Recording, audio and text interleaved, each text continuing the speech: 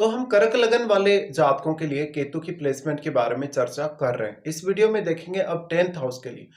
10th house में अगर आपके केतु स्थित हैं तो यहाँ वो मेष राशि में स्थित होंगे। नॉर्मली हम ये मानते हैं कि जो फायरी साइन है उसमें केतु बहुत अच्छा रिजल्ट प्रदान करते हैं।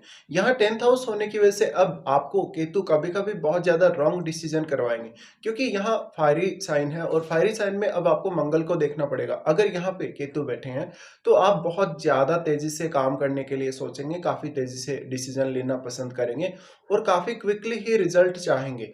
यहाँ केतु के बैठने से आपके केतु इस हाउस की एनर्जी को एब्जॉर्ब करने का काम करेंगे, जिससे आपको थोड़ा एफर्ट ज़्यादा लगाना पड़ेगा और ये आपके लिए ईज़ी भी है, क्योंकि ये फायरी साइन होने की वजह से अगर आप थोड़ा-सा भी एफर्ट लगाते हैं अपने करियर या अपने प्रोफेशनल मामलों में, तो वो आपके ज़रूर काम आएगा। लेकिन यहाँ पर आप अगर केतु को फॉलो करेंगे, तो आपको काफ़ी ज़्यादा कन्फ्यूजन क्रिएट होगा। इवन एक अच्छा करियर, एक बेहतर करियर ऑप्शन चुनने में भी आपको परेशानी होगी। तो शुरुआत में हो सकता है कि आप उतने ज़्यादा कंफर्टेबल ना रहें हो अपने करियर को लेके, लेकिन बाद में धीरे-धीरे आगे चलकर थोड़ा स्टेबल होंगे। यहाँ डिपेंड ये भी करता है कि केतु के साथ आपके चार्ट में 10th हाउस में कौन से ग्रह बैठे हैं। कोई भी ग्रह अगर यहाँ नॉर्मल स्थिति में होगा या मार्गी स्थिति में होगा, उसका प्रभाव अलग रहेगा। और कोई भी ग्रह अगर यहाँ केतु के साथ वक्री होकर बैठा हुआ रहेगा, तब अलग प्रभाव रहेगा। तो आपको ये सब समझना जरूरी है। केतु यहाँ बैठे हैं तो मोस्टली आप अपने घर से दूर सेटल होकर, किसी दूसरे स्टेट में सेटल होकर या विदेश में सेटल होकर ज्यादा बेहतर कर सकते हैं अपने कैरियर में। साथ साथ में आपको कैरियर में डिसीजन लेते समय काफी कंफ्यूजन होगा। आप लगातार एक जॉब से दूसरे जॉब पर शिफ्ट होते रहेंगे और कभी भी स्टेबिलिटी नहीं देख पाएंगे करियर में। तो यहाँ पे जो सबसे बड़ी समस्या है वो है स्टेबिलिटी की। अब अगर यहाँ कोई फायरी प्लैनेट बैठा है केतु के साथ, भले ही मान लो मंगल भी अगर बैठा हो, तो आपको करियर में कुछ बहुत बड़ा करने की चाहत रहेगी, लेकिन वो चाहत आपकी पूरी होगी नहीं, क्योंकि आप यहाँ जबरदस्ती कुछ गलत फैसले ले लेंगे या फ्रस्ट्रेशन में आ जाएंगे बहुत जल्दी, या तनाव से गिर जाएंगे, एंग्जाइटी वगैरह से पीड़ित हो जाएंगे। तो यहाँ की जो एनर्जी है उसको कंट्रोल करना आपको बहुत ज्यादा जरूरी है। अब आप ये देख लें कि यहाँ चंद्रमा आपके चार्ट में कैसी स्थिति में। अगर चंद्रमा आपके चार्ट में बहुत अच्छी स्थिति में है, बेहतर स्थिति में है, किसी क्रूर ग्रह का प्रभाव उन पर नहीं है, तो कुछ हद तक आप यहाँ बैलेंस ला सकते हैं अपने कैरियर रिलेटेड डिसीजंस में। लेकिन अगर आपके चंद्रमा भी खराब हो जाते हैं, पीड़ित स्थिति में आपके चार्ट में बैठे हैं, उस केस में आपको कैरियर से रिलेटेड डिसीजन लेने और अपने कैरियर को मैनेज करने में दिक्कतें आएंगी। यहाँ केतु है तो केतु से रिलेटेड फील्ड में अगर आप काम करें या केतु को अगर फॉलो करें प्रोफेशनली, तो ज्यादा बेहतर कर सकते हैं। तो आपको कोई भी प्रकार का इस प्रकार का काम करना ज्यादा बेहतर रहेगा, जहां पर कोई भी आपको रिसर्च वगैरह करना है, कोई भी इस प्रकार का साइंटिफिक वर्क अगर आपको करना है, धार्मिक कार्य करना है, आध्यात्मिक कार्य करना है, या आपको कोई भी तंत्र मंत्र से जुड़ा कार्य करना है। जो भी लोग पुजारी टाइप के या पूजा पाठ करने वाले जो भी लोग होते हैं, वो उन लोगों के जैसा आप काम कर सकते हैं रेगुलरली यहाँ केतु बैठे हैं तो। साथ में इस प्रकार के लोग अक्सर कोई भी प्रकार का टेक्निकल वर्क या साइंटिफिक वर्क भी बहुत अच्छे से कर सकते हैं। केतु यहाँ बैठे हैं तो अब इनके साथ जो जो भी ग्रह यहाँ बैठे हुए होंगे, उन ग्रहों का प्रभाव आपको देखना पड़ेगा। और उन ग्रहों से रिलेटेड अगर आप कैरियर चुनते हैं तो आपको काफी ज्यादा डिफिकल्टीज रहेंगी। जैसे अगर मान लो यहाँ मंगल बैठे हैं, मंगल बैठने के केस में ये केतु और भी ज्यादा विस्फोटक हो जाएगा, और तब और ज्यादा विस्फोटक स्थिति बनेगी जब यहाँ मंगल वक्री होके बैठे हुए हों। इसलिए आपको अपने प्रोफेशन में डील करते हुए काफी ज्यादा दिक्कतें रहेंगी। आपके बॉस के साथ आपका व्यवहार अच्छा नहीं रहेगा, इवन बॉस का भी व्यवहार आपके साथ अच्छा नहीं रहेगा। कहीं ना कहीं आपको कैरियर सही दिशा में ले जाने में परेशानी होगी, या थोड़ा ज्यादा एफर्ट करना पड़ेगा, और जो भी आप एफर्ट करेंगे वो आपका सही डायरेक्शन में नहीं होगा। तो जहाँ तक मोस्टली इस प्रकार का जो भी होता है अपने करियर में काफ़ी फ्लक्चुएशंस देखता है, और उसकी डोमेस्टिक लाइफ काफ़ी डिस्टर्ब होती है। साथ साथ में आपके भौतिक सुख, आपके कहीं ना कहीं मानसिक सुख पर भी इस प्रकार का केतु बहुत गहरा असर डालेगा, क्योंकि केतु यहाँ स्थित है तो राहु आपके 4th हाउस में स्थित है। 4th हाउस में स्थित होने से जातक अपने परिवार के साथ बहुत ही स्ट्रांगली कहीं ना कहीं अटैच होना चाहता है, या वो उन रिश्तों को बहुत ज्यादा अहमियत देना चाहता है अपने पारिवारिक मामलों में। लेकिन जातक को क्योंकि राहु दूर कर देगा घर से, 4th हाउस का राहु है तो, और इस वजह से आप इवन फॉरेन में सेटल होंगे या किसी दूसरे स्टेट में सेटल होंगे, तो आपके भौतिक सुख पर या आपके डोमेस्टिक सुख पर काफी ज्यादा प्रभाव पड़ेगा, और यहाँ कैरियर का इम्पैक्ट भी काफी ज्यादा पड़ेगा फिर आपके घरेलू जीवन पर। क्योंकि जो भी आप अर्निंग्स करेंगे उस हिसाब से ही आप अपना पूरा जो पालन पोषण है करेंगे और परिवार के सदस्यों को भी आप उतना ही ज़्यादा संभाल सकेंगे। लेकिन केतु के यहाँ होते हुए मोस्टली आपको शुरुआत में अपना करियर चुनना आसान नहीं होगा। आपके लिए कौन-सा करियर सबसे बेहतर रहेगा, इसका डिसीजन आपको काफ़ी सोच समझ कर लेना चाहिए। इसके अलावा यहाँ केतु बैठे हैं, तो प्रोफेशनल मामलों में हमेशा कोई ना कोई ऐसा व्यक्ति अब आपको चाहिए, जो आपको एक सही एडवाइस दे सके।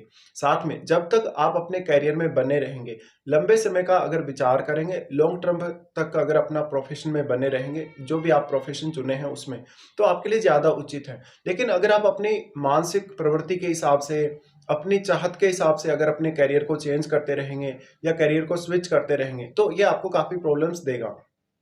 इससे आपको लाइफ में सेटल होने में काफ़ी ज़्यादा दिक्कतें आएँगी, साथ में आपका जीवन है वो भ्रमण करते हुए बीत सकता है काफ़ी, और आप किसी एक पर्टिकुलर स्थान पे सेटल नहीं हो, ऐसा हो सकता है। तो शुरुआत में आप काफ़ी ज़्यादा घुमक्कड़ प्रवृत्ति के भी हो सकते हैं अपने करियर और प्रोफ़ेशन को लेके, लेकिन बाद में आगे चलकर लगभग 35 या 40 की एज के आस-पास थोड़ा स्टेबल होंगे ज़्यादातर। अब यहाँ पे आपको ये देखना है कि केतु के साथ जो भी प्लैनेट बैठे हैं, क्या वो वक्री हैं, क्या वो नॉर्मल स्थिति में? मान लीजिए अगर केतु के साथ कोई भी ग्रह नॉर्मल स्थिति में बैठा हुआ होगा, तो उस ग्रह पर केतु का प्रभाव अवश्य पड़ेगा, लेकिन उतना नहीं पड़ेगा जितना वक्री ग्रह पर पड़ेगा। तो अगर मान लो यहाँ कोई भी ग्रह अब वक्री होके केतु के साथ बैठा है, उस केस में केतु सर्वाधिक प्रभावित करेंगे उस ग्रह को, साथ-साथ में उस ग्रह की एनर्जी को भी केतु सोखने का काम करेंगे या एब्ज़ॉर्ब करने का काम करेंगे। तो आपको उस पर्टिकुलर ग्रह से संबंधित कार्य करते हुए काफ़ी कन्फ्यूजन होगा और काफ़ी दिक्कतें आएँगी। साथ में उस पर्टिकुलर ग्रह से रिलेटेड आपको निर्णय लेते समय भी काफ़ी ज़्यादा समस्याएँ रहेंगी।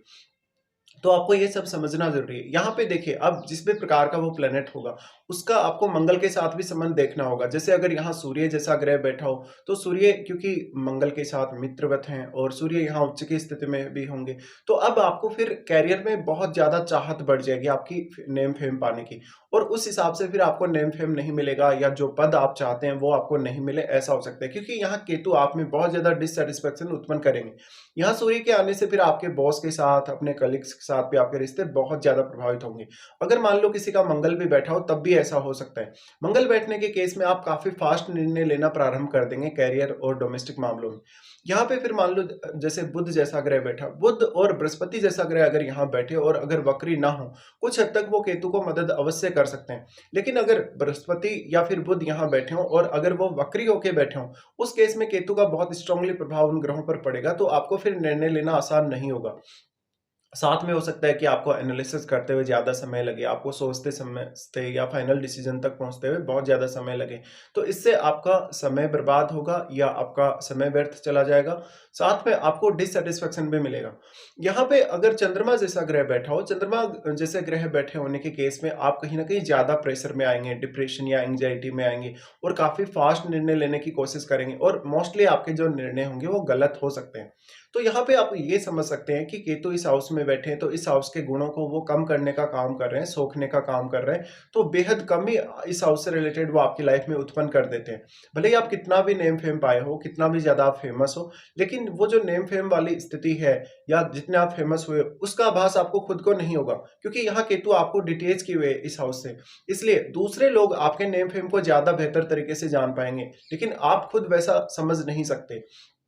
यहाँ पे केतु बैठे हैं, तो अब आपका यहाँ पे कोई भी जो भी प्लैनेट बैठा होगा उस भाव को देखिए जिनका वो स्वामी है।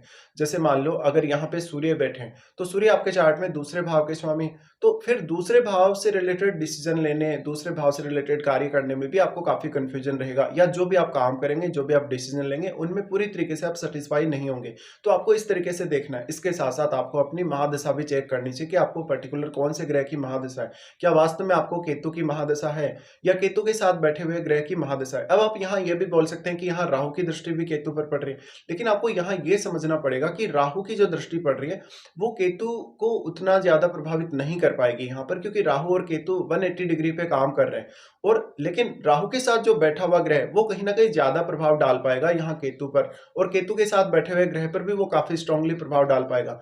ऐसा इसलिए होगा क्योंकि राहु के साथ बैठा हुआ ग्रह ऑलरेडी बहुत ज़्यादा एम्प्लीफाइड रहेगा राहु के द्वारा। और हो सकता है कि वो यहाँ पर जो आपका साइन है यानी मंगल के साथ वो मित्रवत हो सकता है कि वो कहीं न कहीं आपका जो भी प्लैनेट यहाँ केतु के साथ बैठा है, उसके साथ वो फ्रेंडली हो। तो ये सब आपको चेक करना चाहिए और करियर में आपको बार-बार कुछ गलत फैसले लेने से बचना चाहिए जब भी इस प्रकार के केतु बैठे हों और आपको अपने आप पर बहुत ज़्यादा बिलीव करना चाहिए, अपने आप पर सबसे ज़्यादा आपको ट्रस्ट करना चाहिए, तभी आप एक अच्छी सफलता की सीढ़ी पर आगे बढ़ सकते हैं।